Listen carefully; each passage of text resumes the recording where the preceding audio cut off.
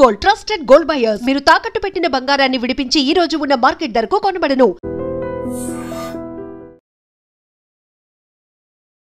So ఈ మధ్య కాలంలో రక్త సంబంధం అని లేదు, కట్టుకున్న భర్త అని లేదు, ఎన్నో ఘటనలు ఇష్టం వచ్చినట్టు చంపి పోలీసుల దగ్గరికి అమాయకంగా వెళ్ళి కనిపించట్లేదు అని కంప్లైంట్ ఇచ్చి తర్వాత దొరికిపోయిన ఘటనను కొన్ని వందల కొద్దీ చూసాం మనం. సో ఇదే తరహాలో జయశంకర్ భూపాలపల్లిలో మరో ఘటన చోటు చేసుకుంది.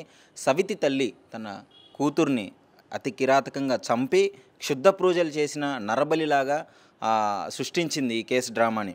అదేవిధంగా అంతకుముందే భర్తను కూడా చంపింది. అసలు ఏం జరిగింది అని వివరాల్లోకి వెళ్తే, జయశంకర్ భూపాలపల్లిలో కవిత అనే మహిళ పెళ్లి చేసుకుంది, వివాహిత, కొంచెం బాగానే నడుస్తుంది, అంతా బాగానే ఉన్న క్రమంలో అదే ఏరియాకి చెందిన రాజ్ కుమార్ అనే యువకుడితో అక్రమ సంబంధం పెట్టుకుంది. సో అక్రమ సంబంధం పెట్టుకున్న తర్వాత తరచుగా వాళ్ళ భర్త ఉండగానే ఇంటికి వస్తూ ఉండడంతో అనుమానం వచ్చింది భర్తకి. ఇంకో విషయం ఏంటంటే, చాలా బాధాకరమైన విషయం, వాళ్ళ భర్తకి పెరాలసిస్ అనమాట. సో వాళ్ళ భర్తకి పెరాలసిస్ ఉందని తెలిసి భర్త బతికుండగానే ఇంకొకరితో అక్రమ సంబంధం పెట్టుకొని, సో భర్త ఉండగానే ఈ విధంగా రావడంతో భర్త నడవలేని స్థితిలో ఉన్నా సరే కొంచెం ఘర్షణకు దిగడం జరిగింది. సో ఏం చేస్తున్నావు, నీకు అర్థమవుతున్న అనుమానంతో మాట్లాడడంతో వీళ్ళ నిజం బయటికి రావడంతో ఆమెకు భయం వేసింది. సో బయట ఎవరికన్నా చెప్తాడేమో, దొరికిపోతామేమో అన్న భయంతో ఇద్దరూ కలిసి భర్త నిద్రిస్తుండగా తెల్లవారుజామున పిలిపించి, అంటే కాళ్ళు చేతులు కదలకుండా ఆమె పట్టుకుంది. కవిత అనే మహిళ పట్టుకోగానే ఇతడు ప్రియుడు వచ్చి గొంతు మీద దిండి పెట్టేసి అతి కిరాతకంగా ఊపిరాడకుండా చంపడం జరిగింది. సో చంపిన తర్వాత అందరినీ నమ్మించింది, చుట్టాలను నమ్మించింది, అందరినీ నమ్మించింది. పెరాలసిస్ వచ్చింది కదా, హెల్త్ బాగోక చనిపోయాడని చెప్పేసి. ఆ తర్వాత కూతురికి వీళ్ళిద్దరి సంభాషణ కూతురి చెవిలో పడింది. కూతురికి అర్థమైపోయింది వీళ్ళే చంపారు అని చెప్పేసి. కూతురితో కూడా ఘర్షణలోకి దిగింది. ఘర్షణ జరుగుతున్న క్రమంలో కూతుర్ని మరి ఏ విధంగా చెప్పి నచ్చజెప్పిందో, సో వెంటనే ఆ రోజే కూతుర్ని కూడా చంపేయడం జరిగింది.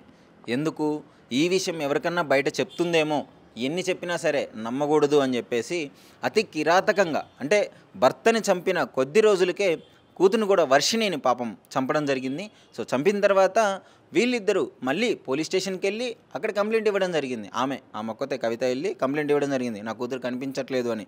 పోలీసులు వాళ్ళు బృందాలుగా ఏర్పడి 4 రోజులు గాలించిన తర్వాత ఈమె మాట్లాడే తరహాలో ఏదో అనుమానం వచ్చి ఏమేదో కొంచెం డిఫరెంట్గా బిహేవ్ చేస్తుందని చెప్పేసి తీగ లాగితే డొంకంతా కదిలినట్టు మొత్తం వాళ్ళ ఫాదర్ కేసు కూడా బయటపడింది. తండ్రిని కూతుర్ని అతి కిరాతకంగా చంపిన కవిత అయితే ఇప్పుడు రిమాండ్లోకి తీసుకోవడం జరిగింది. అతడు ప్రియుడు రాజకుమార్ని కూడా తీసుకోవడం జరిగింది. ఈ మధ్యకాలంలో మీరు చూడొచ్చు, అసలు ఎంత దారుణమైన ఘటనలు చూస్తున్నామంటే, అసలు మానవతా విలువలు పడిపోయి మనుషులు మృగాల్లా ప్రవర్తిస్తున్నారు. సో ఇదే తరహాలో ఈ మృగం కూడా సవితి తల్లి అనే ఉందండి. తల్లి అంటే మాతృతత్వానికి ఒక గుర్తుగా ఉంటుంది. అలాంటిది బయట బిడ్డలనే కన్నతల్లులు ఎంత బాగా చూసుకుంటారు, అలాంటిది సవితి తల్లి అయినా కానీ సరే ఇంటికి వచ్చి ఎంతోమంది తల్లిదండ్రులకి ఆదర్శంగా నిలిచిన వాళ్ళు కూడా ఉన్నారు. ఈ విధంగా చేసిన ఇలాంటి మహిళకి అతి కఠిన శిక్షలు పడాలని చెప్పేసి చాలామంది కోరుకోవడం జరుగుతుంది. ఎందుకంటే ఈ విధమైన ఘటనలు ఎన్నో చూస్తున్నాం మనం. సో ఇదే తరహాలో ఆమెనైతే రిమాండ్లోకి తీసుకోవడం జరిగింది. సో మొత్తం వివరాలు అయితే బయటకు వచ్చి, ఇంకా చంపిన విధానం చూసి, ఇంకా ఏంటంటే అప్పుడు వరదలు వస్తున్నాయి కదా, ఫుల్గా వర్షాలు పడి, సో ఎక్కడో నదిలో పడేద్దామన్నట్లు వచ్చారు. కానీ వరదల ప్రాంతాల్లో పోలీసు వాళ్ళు నిఘా ఉంచడంతో భయం వేసి రోడ్డు పక్కన ఒక అడవిలోకి తీసుకెళ్ళి పడేసి మొత్తం చుట్టూ పసుపు కుంకుమ చల్లి ఆధార్ కార్డు కూడా పెట్టి దీన్ని ఒక నరబలిగా సృష్టించడం జరిగింది. ఎవరో నరబలి చేశారు, కూతుర్ని చంపేశారు అనే విధంగా తరహాలో ఒక డ్రామా సినిమాటిక్ లెవెల్లో సృష్టించడం జరిగింది. కాకపోతే నిజం ఎప్పుడైనా బయటకు వస్తుంది కదా, పోలీసు వాళ్ళు వారి స్టైల్లో విచారణ చేయగానే మొత్తం బయటకు వచ్చేసింది. సో అసలు ఈ ఘటన పైన మీ అభిప్రాయం ఏంటి, మీరేమనుకుంటున్నారు?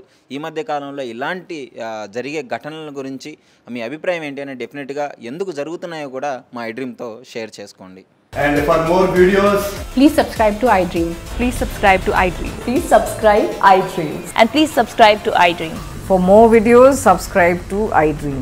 please like, share and subscribe to the channel. Congratulations, iDream. Subscribe to iDream. Subscribe to iDream. So subscribe to iDream Media. iDream ki iDream team andarki huge congratulations. Please subscribe iDream Media. Please subscribe to iDream. Subscribe iDream. Please subscribe to iDream. iDream అంటే నా కళల channel subscribe చేసుకున్న నోరు తిరుగుతలేదు, మీరైతే గంట గుర్తు కొట్టండి. For more such videos, please subscribe to iDream.